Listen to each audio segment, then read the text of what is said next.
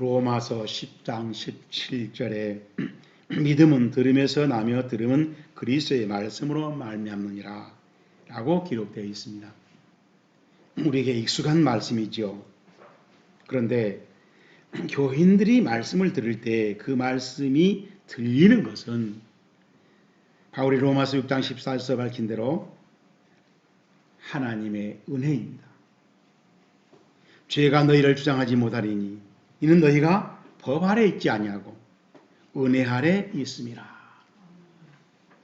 그런데 정말로 안타까운 현실은 말씀을 듣고 읽어도 말씀이 들리지 않아 믿음이 생길 수 없는 모습입니다.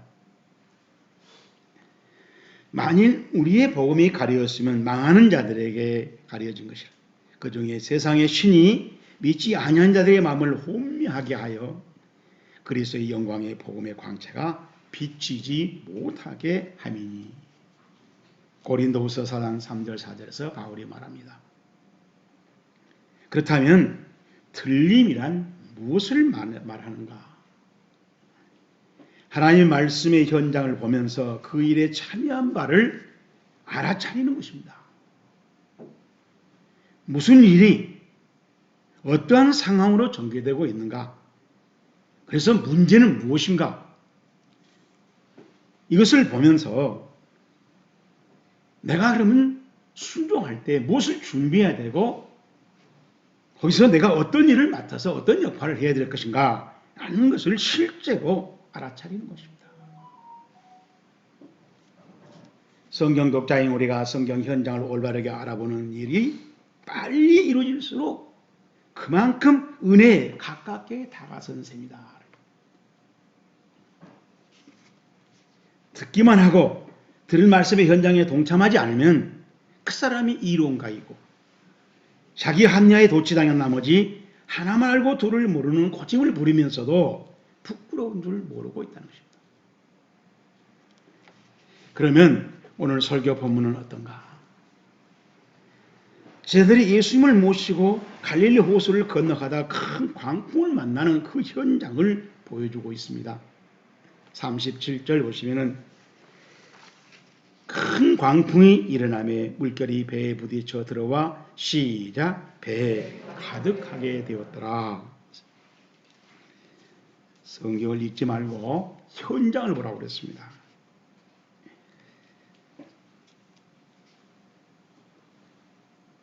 우리가 이 말씀의 현장을 제대로 보고 있으면은 큰 광풍이란 게 무엇인가?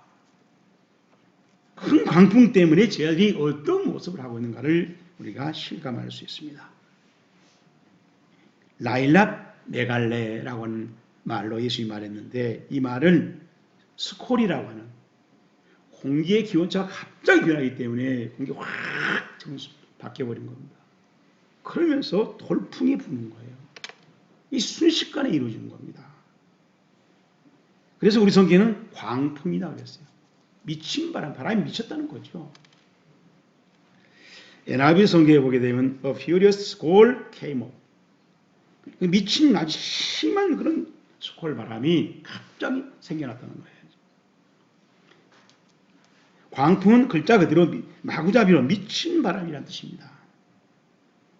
그래서 대개 이런 상황을 만들어냅니다. 시커먼 구름 속에서 천둥벼락이 치고 모든 것이 마구잡이로 뒤집어지는 폭풍이 심하게 불고 그래서 험한 파도가 일어납니다. 또 쏟아지는 장대비를 동반시킵니다. 제자들이 엉겁질에 쏟아진 말을 들어보십시오. 선생님이요 우리가 죽게 된 것을 돌아보지 아니하시나이까. 그런데도 예수님은 이렇게 말씀하셨습니다. 40절에 제자들에게 이르시되 어찌하여 너희가 무서워하느냐?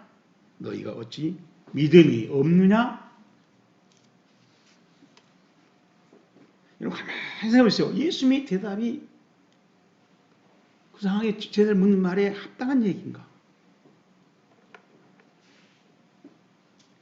콜 바람에 정신이 없어갖고 어떻게 좀 해보라고 이 죽음의 승 어떻게 좀 해보라고 하는데 예수님이 하는 말이 왜 무서워하냐고 왜 믿음이 없냐고 우리 같으면 시험 들 사람 많아요. 우리가 믿는 좋으신 예수님이 이런 분입니다. 그 당시 제자들은 천국에 관한 말씀을 예수님에게 많이 들었고 또 특별히 해석도 들었습니다. 들은 그 자체만 놓고 판단한다면 참여율로거나 암기 상태로거나 아주 우수한 셈입니다. 문제는 현실 삶 속에서 그들의 들음에 대한 암기와 그들의 생활이 따로따로 이루어지고 있다. 들은 장소에서는 다 우수해요. 들은 장소를 떠나면 들은 사람과 안 사람과 똑같습니다. 우리들의 얘기는 아니죠. 그럴 때 예수님은 타고 계신 배에 꼬물에서 주무시고 계셨다.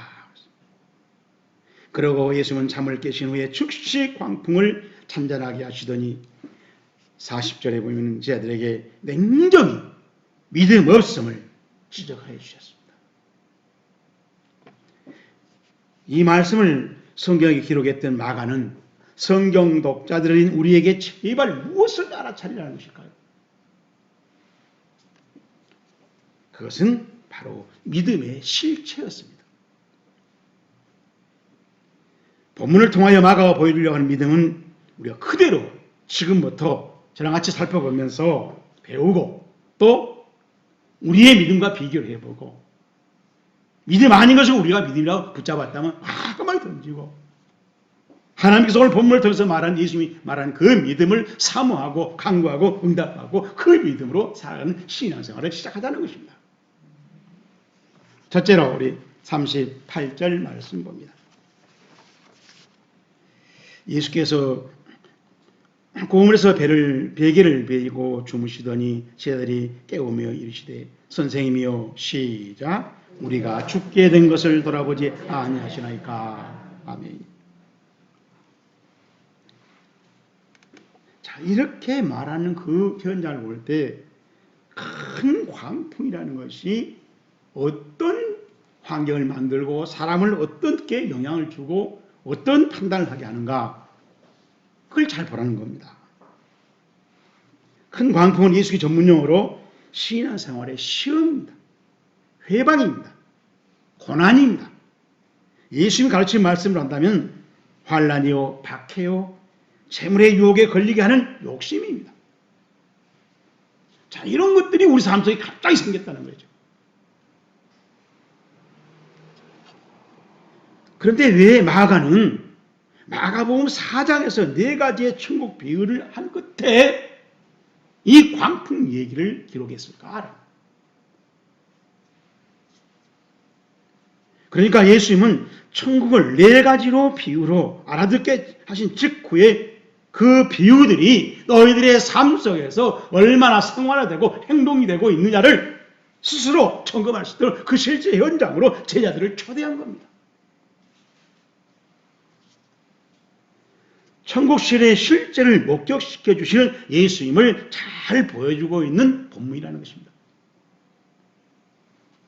그렇다면 제자들의 실제 믿음은 어떤 모습이었나요? 우리가 죽게 된 것을 돌아보지 아니하시니까 이게 더도 말고 더도 아닌 덜도 아닌 제자들의 믿음이었어요. 설교 듣고 쓰고 있고 아멘 할렐루야 그게 문제가 아니라는 겁니다. 그렇게 아멘 할렐루야 했던 게 광풍 앞에서 어떤 것이냐. 마가는 그걸 우리에게 보여주는 겁니다. 그걸 보라는 것입니다.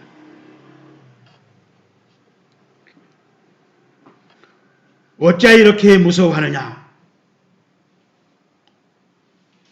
예수님이 생각한 믿음과 지금 너희들이 하고 말한 믿음하고 차이가 너무 많이 난다는 거죠. 어찌하여 믿음이 없느냐. 그 사람들이 말을 아멘 할렐루야 했던 것은 예수님께서 믿음이라고 인정할 수가 없다는 거예요. 제자들은 당당하게 이렇게 대답을 했겠죠. 우리 다 들었습니다. 들었던 거 다 기억하고 있다니까요. 그걸 또 들어요? 재탕하지 말라니까요.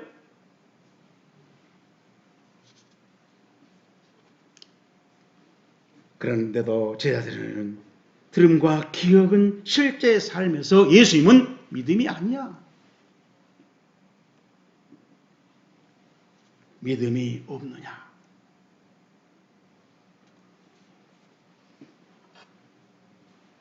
분명한 것은 예수님이 말씀하신 찾고 있는 좋은 땅이 아니더라는 거예요. 분명히 좋은 씨앗을 뿌렸지만, 생명의 씨앗을 뿌렸지만 너희들 마음밭에 열매를 맺지 못하고 있지 않느냐? 그걸 마가는 키워서 우리 성경 읽는 사람으로 보라는 겁니다. 제자들을 보라는 것이 아니죠. 그러면 우리는 나를 보라는 거죠. 나를 볼 때 성경 말씀이 거울이 되는 겁니다.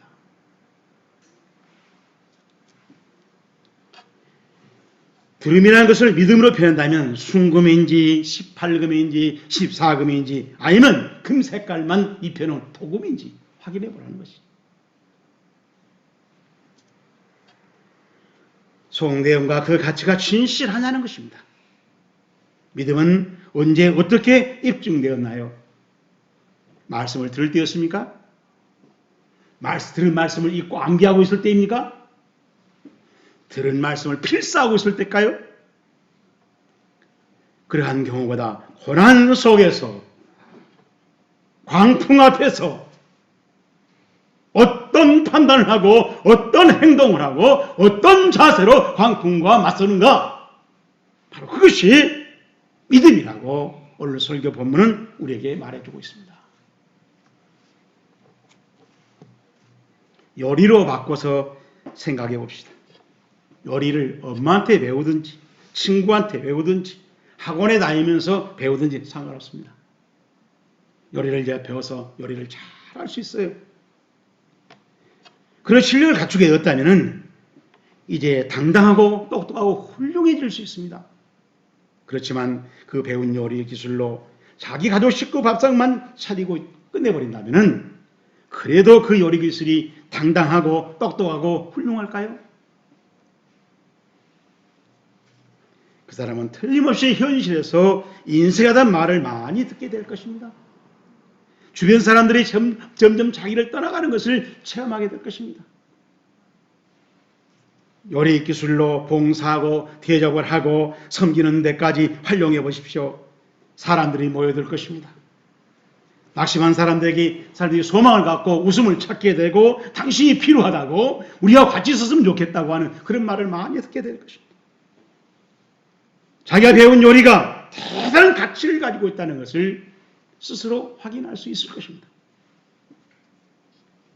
그럴 때 전도는 덤으로 되는 법입니다. 이게 예수님이 제자 훈련을 시켰던 원리이고 법칙이고 핵심이었다는 것입니다. 이럴 때는 아멘을 하든지 할렐루야를 한다고 그러는데 우리는 가만히 있어요. 들어보기만 하는 거예요. 들어보기만. 저는 지금 요리 이야기를 하고 있는 게 아니라 성경을 어떻게 읽고 어떻게 쓸 것이며 쓴고 난 후에 어떻게 우리는 판단하고 선택하고 행동하고 살 것이냐에 대한 설교를 하고 있는 것입니다. 본문에서 광풍은 아름다운 믿음을 사용할 수 있는 여섯 동안의 한 기회라는 것입니다. 그 기회가 바로 내가 14금 믿음인지 순금 믿음인지를 확인할 수 있는 귀한 기회라는 것입니다. 찬송가 359장에 천성을 향해 가는 성도라 앞길의 장애를 두려워하지 말라. 바로 이 수없이 불렀던 이 찬송은 우리의 엿새난 삶의 한 순간을 중계해주고 있는 찬송이에요.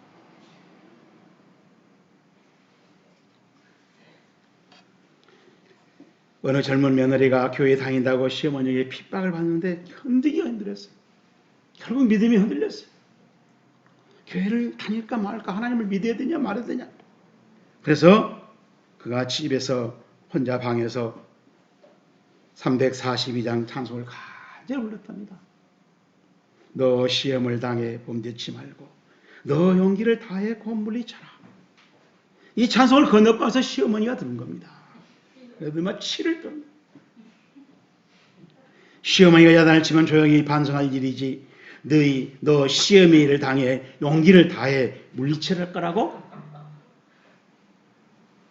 알아들었기 때문에, 이렇게 알아들었기 때문에 이런 이상한 일들이 돌풍이 우리에게 수없이 일어난다는 것입니다. 딱 그때 내가 들었던 말씀을 가지고 어떤 태도를 취할 것인가, 어떤 행동을 할 것인가, 어떤 삶을 이어갈 것인가, 이것이 바로 믿음이라는 거예요.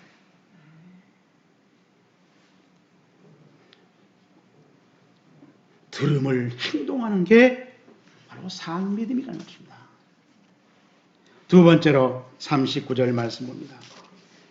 예수께서 깨어 바람을 꾸짖으시며 바다들어 이르시되 잠잠하라 고요하라 하시니 그 바람이 그치고 시작 아주 잔잔해지더라. 아멘. 우리 35절을 보면은 예수님께서 제자들에게 저편으로 건너가자. 그래서 제자들이 예수님을 계신 배에 계신 그대로 모시고 갔다 그랬어요. 그리고 또 다른 배들도 막 따라갔다는 것입니다. 자, 이 장면을 잘 보십시오. 분명히 제자들은 순종했습니다. 그리고 임마누엘을 하고 있습니다. 이 제자들의 판단은 잘못되지 않았다는 것을 말해주기 위해서 다른 배들도 거기에 동참했다는 얘기예요. 거의 만장일치로 그것은 다 맞다고 생각하는 것입니다. 그렇다면 왜 제자들은 큰 광풍에 시달리게 되었는가? 그 답이 38절에 기록되어 있습니다. 예수께서는 꼬물에서 베개를 베고 시작 주무시더니. 예수님은 전지전능한 하나님이십니다. 그리스도이십니다. 그리스도라는 말은 히브리 말로 메시아, 우리말로 말하는 구세주라는 거죠. 이건 틀림없는 사실입니다. 그럴지라도 예수님이 주무셔버리면은 전지전능도 그리스도도 구세주도 빵점 제로 0%라는 것입니다.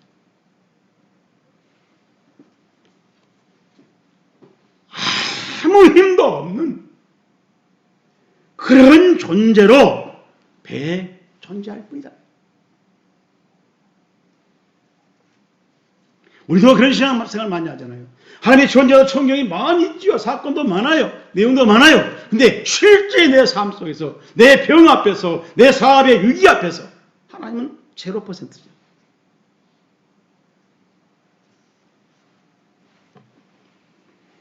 설교 보면은 예수님께서 빵점 제로로 존재하신 동시에 또 잠을 깨고 그 미친 바람을 일시에 잔잔케 하신 것을 동시에 보여주고 있습니다.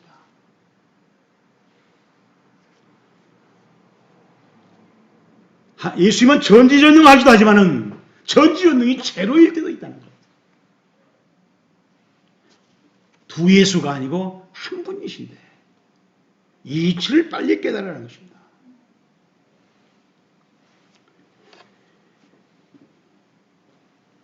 아무리 무섭고 두렵게 할지라도 그 미친 바람을 예수님께서 단번에 제압하시고 그들을 거기서 구출하시고 이러한 현상을 기록해 놓고 우리 성경 읽은 사람을 하여금 왜 제자들에게 이런 일이 생기는가? 그 원리를 깨달으라는 것입니다. 그게 구세주 예수님이 될 수도 있고 빵점 예수님이 될 수도 있기 때문이라는 것입니다. 그런데 예수님의 구원 시련은 예수님을 깨우는 게 중요하다. 바로 이 깨움을 성경은 기도라고 말합니다. 예수님과 대화를 하라는 거예요. 예수님이 주무실 수 없도록 졸릴 수 없도록 계속 말을 걸라는 거예요.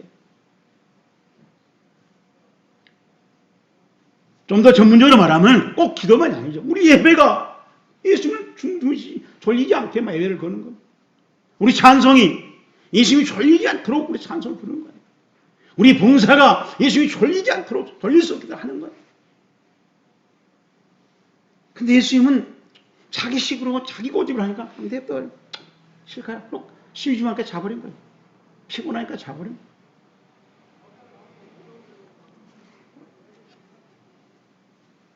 예수님이 이렇게 말씀하셨습니다. 너희는 무엇을 먹을까 무엇을 마실까 염려하지 말라. 다 이방인들이 하는 것이라.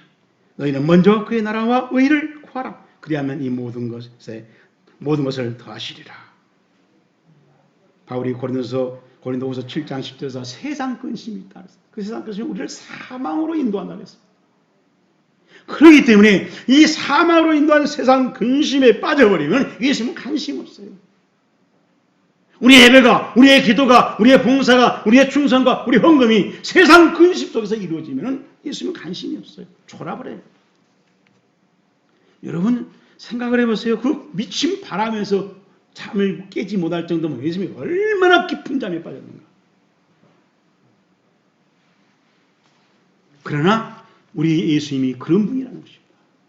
우리 주 예배 중에 예수님이 주무실 수 있고, 우리의 금식기도 중에 예수님이 주무실 수 있고, 우리의 봉사와 찬송 중에 예수님은 주무실 수 있어요.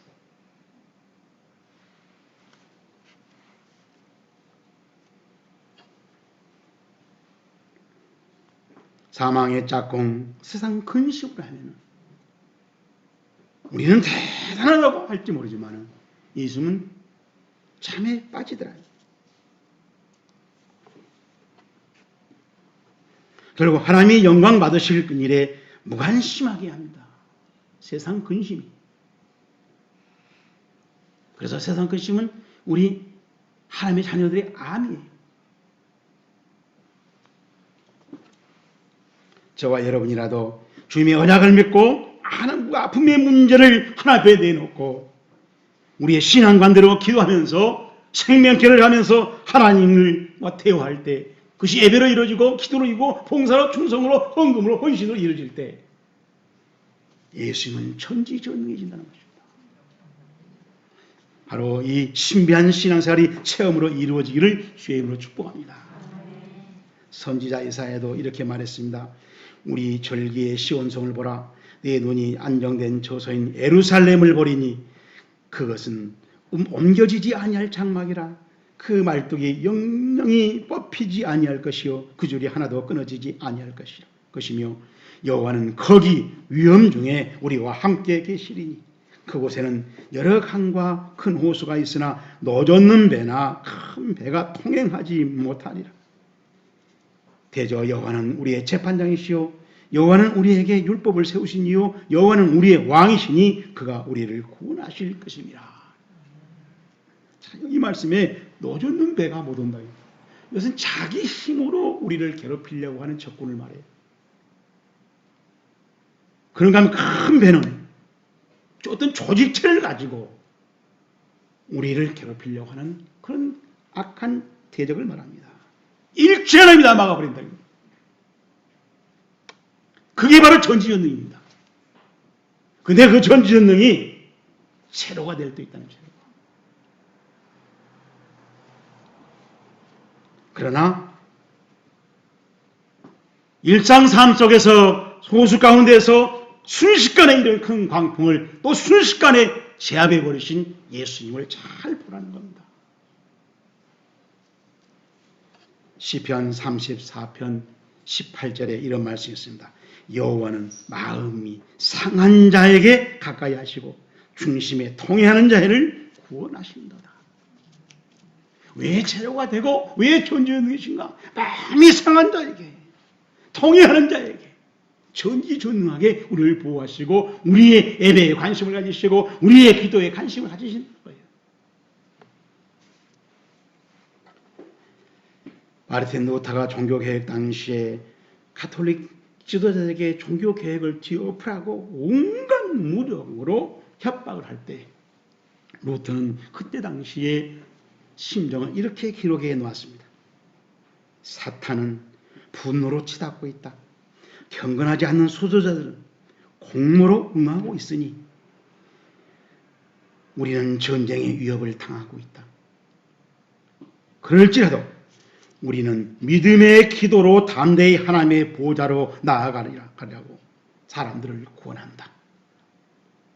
그리하면 원수들은 하나님의 성령으로 말미암아 정복당하고 잠잠하게 될 것이다. 우리에게 가장 필요하고 급한 것은 기도이다. 이 싸움에 사용할 무기는 오직 성령의 검뿐이다. 루터는 종교육을 시작할 당시나 투쟁하는 동안에도 하루에 3시간씩 기도를 빠뜨리지 않았다고 합니다. 그런 의미에서도 그는 성경을 독일어로 번역했고 책을 썼고 그러면서 종교개혁을 성취해 갔다는 것입니다. 우리도 기도 응답을 체험하면서 신앙생활을 해갈 수 있기를 축복합니다. 마지막으로 41절 봅니다. 그들이 심히 두려워하여 서로 말하되 시작 누구이기에 바람과 바다도 순종하는가 하였더라. 쟤들은 능숙한 어부들이었으니 의심할 여지도 없이 그들은 광풍을 상대해 보려고 하는 대처할 수 있다는 능력이 있고 경험이 있었을 것입니다. 그래서 그들은 그 위기 상황을 스스로 해결하려고 당연히 애를 썼다고 봅니다. 그렇지만 그들의 처지는 죽을 직전으로 몰렸다는 것입니다. 그래서 잔뜩 두려움을 먹고 무서움에 빠졌습니다. 38절에서 죽게 되었다고 하는 것은 그들이 최후의 수단처럼 보입니다. 그러자 예수님은 바람을 꾸짖으시고 바다를 잔잔하게 하셨다 했습니다. 바로 이 이치를 잘 깨달으라는 것이에요. 똑같은 상황에서 죽게 됐다는데 예수님은 그것을 평화로 만들어버리고 천국으로 만들어버리고 웃음으로 만들고 감사로 만들고 있잖아요.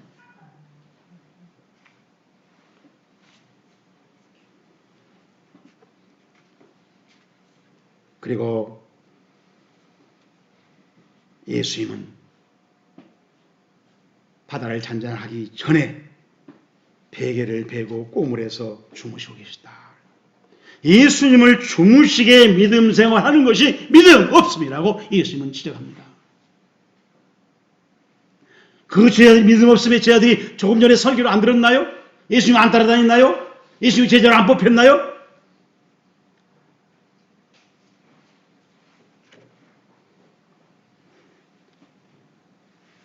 예수님께서 주무시게 신앙생활하는 예배생활 믿음 없습니다. 예수님께 주무시게 기도하는 거 믿음 없습니다. 예수님께 주무시게 봉사하는 거 믿음 없습니다. 예수님께서 일어나서 바람을 꾸짖었다 그랬어요. 바람을 꾸짖다는 에피티마오라고 여러 번 설명했죠. 귀신한테 예수님한테 하는 말. 베드로가 사탄이 할 때 사탄아 물러가라고 베드로를 책망했을 때 한 말이에요. 바람을 예수님은 귀신 취급합니다. 그리고 잠잠하라, 고요하라, 티마오. 이 티마오란 말이 머지란 말이에요. 입에 재갈을 물려버린 것입니다. 여러분 바람을 재갈을 물렸다는 거예요. 그래서 아무 말도 못하게. 그러니까 잔잔했다는 거예요. 정말 저는 성경을 읽으면서 마가한테 말씀 꼭 물어보고 싶어요. 어떻게 바람을 어떻게 재갈을 묶었을까요?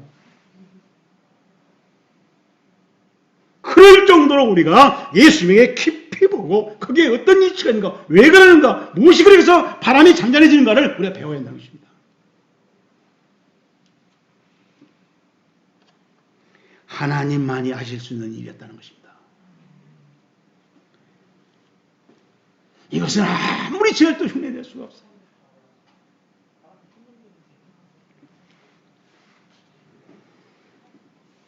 그런데 제자들은 그 평안을 보고 심히 두려워하여 이런 말을 했습니다. 그가 누구이기에 바람과 바다도 순종하는가? 이 질문은 예수님에 대한 제자들의 의심이 있었고 혼동이 있고 어찌 예수님이 헷갈린다는 거예요. 사실 이게 이 제자들 그 당시에 믿음의 실태였어요.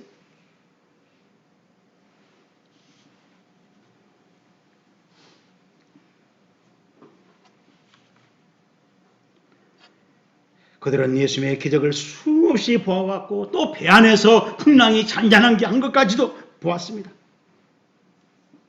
그런데 예수님을 신뢰하지 못했습니다. 예수님의 인적 관계를 모르는 것이 아니라 예수님의 외모를 모르는 게 아니라 예수님이 했던 말을 기억하지 못한 게 아니라 그런 것이 아닌 믿음이 생기지 않다는 얘기죠.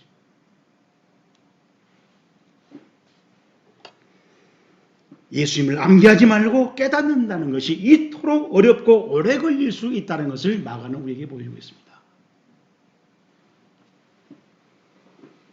하나님은 전지전능하십니다. 어디나 계십니다. 그 하나님과 어떻게 도움의 관계를 맺을 수 있느냐? 바로 이것이 우리의 믿음의 숙제예요.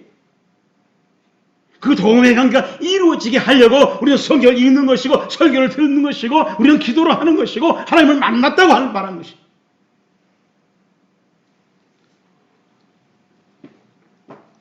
하나님을 내 편으로 만들어서 10달란트 신앙생활을 하는 것을 말합니다. 하나님이 주신 지혜와 권능과 은사와 시간을 가지고 하나님이 살아계심을 보여주면서 신앙생활을 할 수 있어야 합니다. 사랑은 자기의 유익을 구하지 않는 것이라고 바울이 말합니다. 나를 통해서 이웃이 기쁨을 찾고 하나님의 살아계심을 느끼게 되고 하나님의 살아계심을 알고 그래서 결국 하나님이 살아계시더라고 그런 신앙 고백이 이루어진다면 그게 믿음이 있었다는 거예요.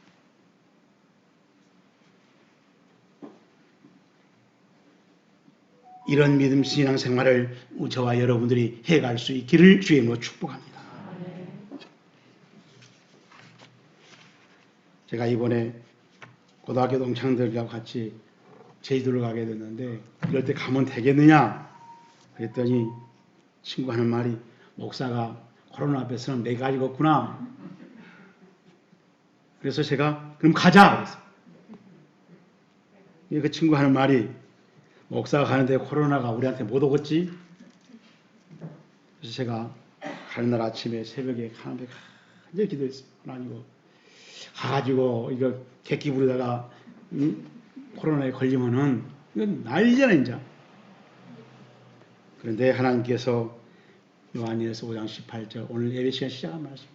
하나님을 사랑한 자 하나님께 나신 자는 하나님이 붙드심에 하나님께 나신 자가 붙드심에 악한 자가 만지지 못한다. 그 말씀이 탁 오는 거예요. 그래서 내가 하나님 내가 신비주의가 되어 들었고 내가 바보가 되어 들었습니다. 난 이 말씀 믿고 갑니다. 이 말씀 붙들고 갑니다. 그래서 가서 내가 가서 이제 운전을 하게 됐는데 운전을 차 출발하기 전에 내가 성경 읽었어. 악한 자가 우리 만지지 못하니까 그렇게 알고 우리 운전 여행하자. 만졌는지 안 만졌는지 좀 지나봐야 알겠죠. 저는 행동하는 거예요. 그 친구들 앞에서 부인들 앞에서 선포한 겁니다. 자, 이제 오늘 설교를 들으면서 성도답게 우리의 신앙생활을 내 표대를 새롭게 조정해 보자.